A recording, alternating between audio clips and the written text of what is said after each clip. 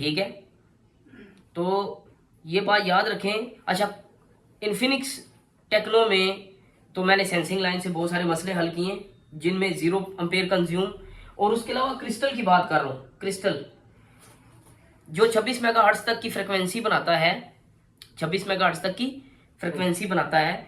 और मैंने जब आपको बक सप्लाइयों के बारे में बताया था कि पावर आईसी जब बक सप्लाइयाँ बनाती है तो उनमें से मिनिमम 1 और मैक्सिमम 3 बक सप्लाइयाँ अपनी ज़ात के लिए यूज़ करती है। ऐसे ही है, किस काम के लिए? एलडीओ सप्लाइयाँ बनाने के लिए।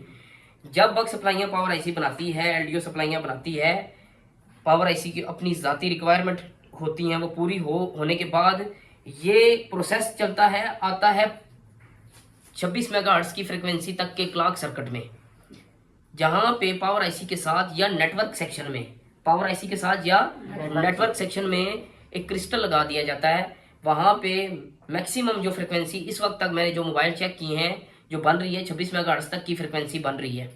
ठीक है, वो 26 मेगाहर्ट्ज तक की फ्रिक्वेंसी बनती है तो एंड पे power IC power on reset बनाती है। पावर ऑन रीसेट, ये देखो, ये सारी चीज़ें तो हर कोई बंदा चेक नहीं कर सकता ना, ये डीपली सारी चीज़ें हैं। हमें अपना टाइम को देखना होता है, और क्या पता हमारे पास 10 सेट आए तो 10 में से एक को डीपली चेक करना हो, ये भी हो सकता है। एक सेट ऐसा भी आ सकता है जिसको हमें डीपली ये सारी चीज़ें देखनी हो, मगर 9 में हो सकता है हमें जो है कुछ डीपली चेक ना करने की ज़रूरत पड़े, हम स्टेप बाय स्टेप आगे बढ़ते रहें। फ़र्ज़ करें, मैं आपको बताता हूँ कि यहाँ पे मैं पावर आईसी बना देता हूँ और यहाँ पे मैं सीपीयू बना देता हूँ, और पावर आईसी की सारी रिक्वायरमेंट पूरी हो गई। मतलब पावर आईसी ने बक सप्लाइयाँ बनाई, पावर आईसी ने एलडीओ सप्लाइयाँ बनाई, और पावर आईसी ने एक पैगाम भेजा सीपीयू को,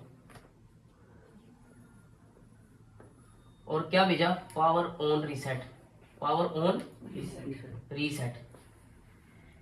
अब पावर ऑन रीसेट का मतलब क्या है? पावर ऑन रीसेट का मतलब ये है कि पावर आईसी अपनी सारी रिक्वायरमेंट पूरी होने के बाद जो बक सप्लाइयाँ और एलडीओ सप्लाइयाँ बनाती है, उनके बनाने के बाद जब सारा सर्किट उसका ओके होता है तो वो सीपीयू को एक पैगाम भेजती है कि मेरी सारी रिक्वायरमेंट पूरी होने के बाद मैं तुम लोगों की रिक्वायरमेंट पूरी करने के लिए तैयार हूँ।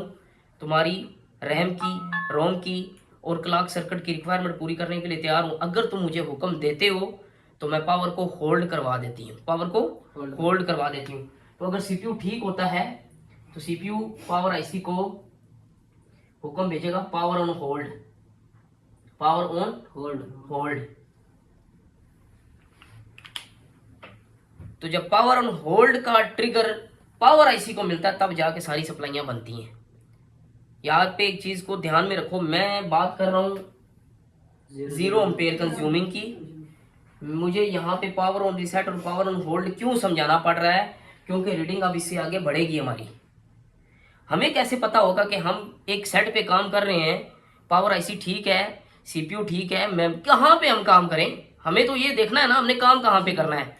तो जब 0 कंज्यूमिंग है तो आपका पावर आईसी के अलावा, पावर सेक्शन के अलावा कहीं भी काम करने का फायदा नहीं है।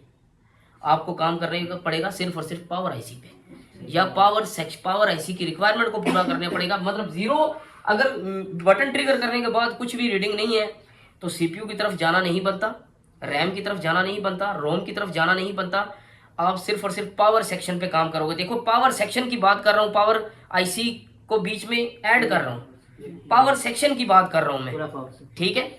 मैं पावर आईसी को बीच में ऐड कर, अब पावर आईसी का अगर 0.00 का बिहेवियर है बटन ट्रिगर करने के बाद, तो आप पावर सेक्शन को देखोगे तो सेंसिंग लाइन भी तो पावर सेक्शन का हिस्सा है, तो आप सेंसिंग लाइन को चेक करोगे प्लस क्रिस्टल को चेक करोगे।